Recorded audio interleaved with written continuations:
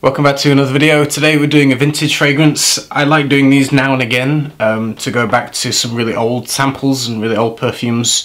My mother used to work for Guerlain a long time ago, and so she's a bit of a Guerlain fan, and she has samples. One of them is about 18 years old now. It's from the Aroma Allegoria collection by Guerlain, and it's called Aromaparfum Apaisant.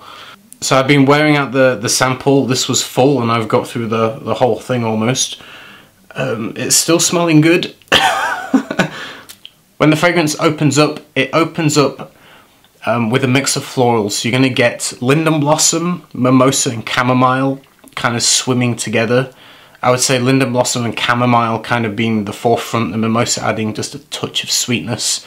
There is vanilla in the base and it does get a little bit sweeter as it dries down, which gives it this change, which I'll mention in a second. But the impression that it gives me personally is of a word that I really don't like to use very often, but it's perfumey. It has a perfumey smell, and specifically it reminds me of more old-fashioned floral soap bars, those big kind of chunky soap bars with crests stamped in the top of them that always smell of like lovely mixes of flowers, but kind of dated, something that your grandmother might have. That's kind of the impression that it gives me, is this kind of lush floral soap bar, but a little bit dated in the scent profile. So that's kind of the vibe that it gives me, a little bit perfumey, a little bit like a floral soap. Linden blossom, obviously, I think contributing a lot to that, which is it's a very clean floral, and you know, reminding you of fresh bed sheets and sometimes soap, and the way it's blended, it's a very clean, comforting floral. I think that is contributing to this smell of soap, but the way it combines with the chamomile and a little bit of the mimosa, it just smells like a really nice kind of expensive bar of floral soap. Very clean, very fresh, very floral. As it transitions into the mid and the base, it starts to lose that heavy soapy floral vibe, and you get a little bit more of the sweetness. I think the vanilla is amped up a little bit, and I think the way the vanilla pairs with the chamomile in particular gives it an almost a honeyed accord. It reminds me of a somewhat watery pale kind of golden honey, floral honey, which is really nice. It becomes way more unisex at this point, because the opening will strike most people as being quite feminine and a little bit dated. It might remind you of your grandmother. That's kind of the impression that it might give people. As it dries down, it becomes way more with the times, so to speak. It would fit into modern day perfumery. It doesn't feel dated at that point, and it reminds me of, like I say, a light, pale, almost watery kind of floral golden honey, which is nice. It's not too sickly.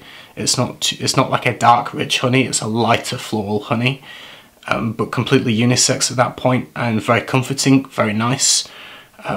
So yeah, those are really the only two phases of the fragrance. You get this opening top note that smells like floral soap, going into something that's more like a floral honey, and more with the times, so to speak, at that point. In terms of performance, quite wafty and big projection on me, you know, within the first hour. A skin scent by the 3-hour mark, and kind of gone by 5. I will put a disclaimer on that the sample I'm using is an original sample from the date that this perfume was released, so it's like 17, 18 years old. So it could have degraded a little bit. It smells perfectly fine and it smells good to me, but you never know, it might have performed better, you know, 18 years ago. But it's fun to review kind of vintage fragrances and go back and look at them. This one feels quite well blended. It's an interesting composition. It does smell somewhat perfumey, like I say, reminding me of old-fashioned floral soaps. But not that that's a bad thing. But it does give me, I suppose, flashbacks of, you know, kind of grandmothers, and you kind of picture kind of old ladies with really nice floral soaps on the sink at the side, and that's kind of the image that you get, you know. But as it dries down, like I say, it completely kind of switches into this really nice effervescent, pale, light, watery, floral, honey kind of vibe. That is as good as I can describe it. It's not hugely complicated in the fact that there's only two kind of sections to the fragrance, that initial opening and then the dry down.